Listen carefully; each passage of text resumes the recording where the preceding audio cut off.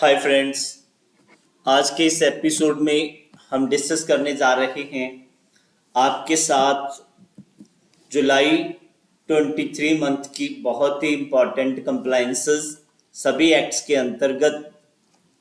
पूरी जानकारी लेने के लिए बने रहिए हमारे साथ इस वीडियो के एंड तक। फ्रेंड्स, जीएसटी एक्ट में सबसे पहले अगर हम कंप्लाइंसेस देखें तो मंथली हमारी जीएसटी और 3B रिटर्न है। ये एप्लीकेबल है उन टैक्स पेयर्स के लिए जिनकी एनुअल टर्नओवर 5 करोड़ रुपए से ऊपर है, जहां जिन्होंने क्यूआरएमपी स्कीम के लिए ऑप्ट नहीं करा हुआ। तो ये अगस्त मंथ की रिटर्न 3B 20 सितंबर तक फाइल कर सकते हैं। और GSTR 1 अगेन सेम फंडा, जो 5 करोड़ रुपए से ऊपर है जिनकी टर्नओवर, जहां जिन्होंने क्यूआरएमपी के लिए ऑप्ट नहीं कर रखा, तो वो अगस्त स्कीम में अगस्त मंथ की जो है 11 सितंबर तक उन्होंने GSTR 1 फाइल करनी है। जिन्होंने क्यूआरएमपी स्कीम के लिए ऑप्ट कर रखा है उन्होंने अगस्त की अगर वो डिक्लेयर करना चाहते हैं IFF में तो 13 सितंबर तक कर सकते हैं। 25 सितंबर तक क्यूआरएमपी स्कीम वाले जो है उन्होंने अपना जो टैक्स है GST है वो डिपॉजिट करवानी है अगस्त मंथ की। 13 सितंबर तक GSTR 5 का जो नॉन रेजिडेंट टैक्सेबल पर्सन हैं फाइल करनी है उन्होंने अगस्त के मंथ की। और 20 सितंबर तक GSTR 5A OIDAR जो हैं उन्होंने अगस्त के मंथ की फाइल करनी है। 13 सितंबर तक ड्यू डेट है GSTR 6 फाइल करने की। GSTR 6 किस पीरियड की है? अगस्त के मंथ की। और ये जो इनपुट सर्विस डिस्ट्रीब्यूटर है इन्होंने फाइल करनी होती है।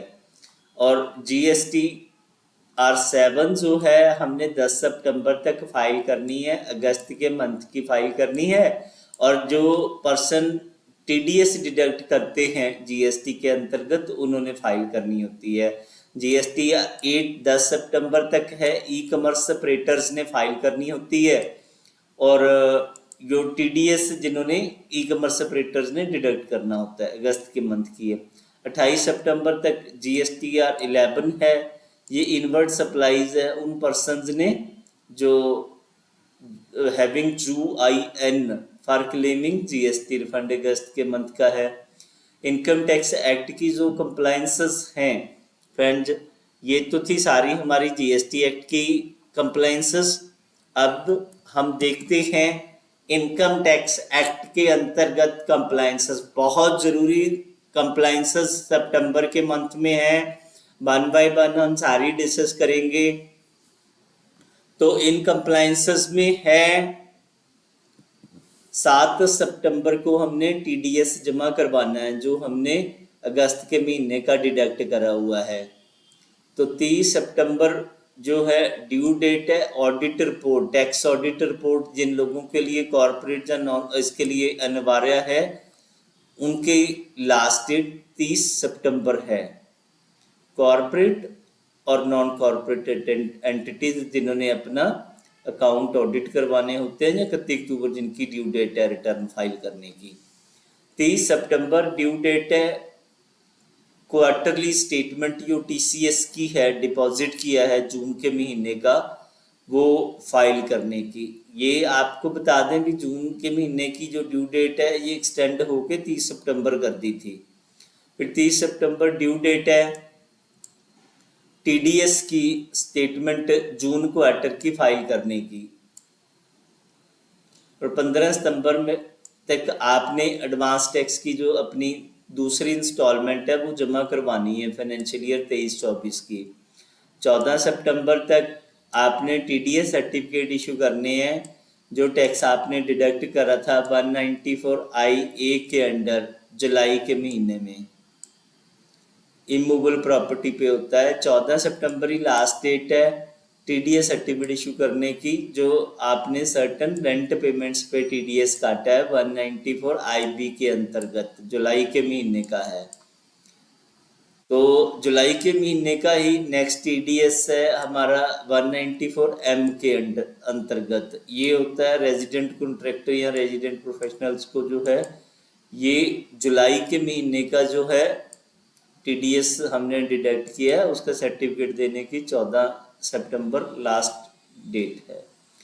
14 सितंबर ही लास्ट डेट है टीडीएस सर्टिफिकेट जो है इशू करने की। फार जो टीडीएस आपने 194(S) के अंतर्गत डिडक्ट करा है, और ये जुलाई के मंथ का हमारा एप्लीकेबल है। 30 सितंबर आपकी लास्ट डेट है। जो टीडीएस आपने अगस्त के मंथ में डिडक्ट करा है उसको 194(I)(A)(I)(B)(M)(S) इन सभी सेक्शंस के अंतर्गत अगस्त में जो डिडक्ट किया है वो 30 सितंबर तक आपने डिपॉजिट करवाना है। Due date compliances under ESI PF acts, तो 15 सितंबर जो है लास्ट डेट है ESI पेमेंट की अगस्त के महीने की, और 15 सितंबर ही लास्ट डेट है PF जमा करवाने की अगस्त के महीने की। ड्यू डेट कंप्लायंसेस अंडर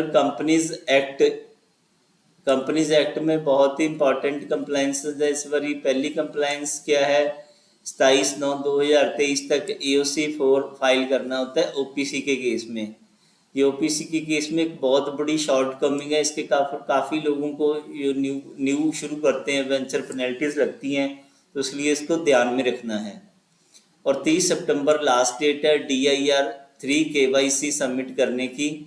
जे हर इंडिविजुअल डायरेक्टर जो डेनी जिसके पास है उसने अपना सबमिट करना होता है हर साल। तो फ्रेंड्स ये थी कंप्लायंसेस सभी एक्ट्स के अंतर्गत जो हमारी फॉल करती हैं। इससे रिलेटेड आपका कोई कंफ्यूजन है, आपकी कोई क्वेरी है, क्लैरिफिकेशन है, या आपका कोई सुझाव है, तो आप इस वीडियो के कमेंट बॉक्स में मेंशन कर सकते हैं, तो हम इमीडिएट बेसिस पर वो एड्रेस करेंगे। ये फ्रेंड्स आप देख सकते हैं कि हमारा ये जो आर्टिकल है हिंदुस्तान के एमिनेंट टैक्स पोर्टल पे भी पब्लिश हुआ है। यहाँ पे इसको 17,48,760 व्यूज़ मिले हैं। ये जो सितंबर का हमारा कंप्लायंस कैलेंडर है MK गुप्ता का 17,48,708। तो आप भी फ्रेंड्स हम आपसे गुजारिश करते हैं आप हमें मोटिवेट कीजिए, हमारे इस जो वीडियो है इसको मैक्सिमम इसको अपने फ्रेंडशिप सर्कल्स में शेयर करिए, व्हाट्सएप ग्रुप्स में, फेसएप ग्रुप्स में, सो दैट जो कंप्लायंस है हर किसी की बहुत बढ़िया हो सके। और फ्रेंड्स साथ ही सब्सक्राइब कीजिए हमारा YouTube channel tax expert MK Gupta, और साथ में ही दबाइए बेल का आइकॉन, सो दैट जब भी हमारा न्यू वीडियो अपलोड हो वो इंस्टेंट बेसिस पे आपको नोटिफाई हो सके।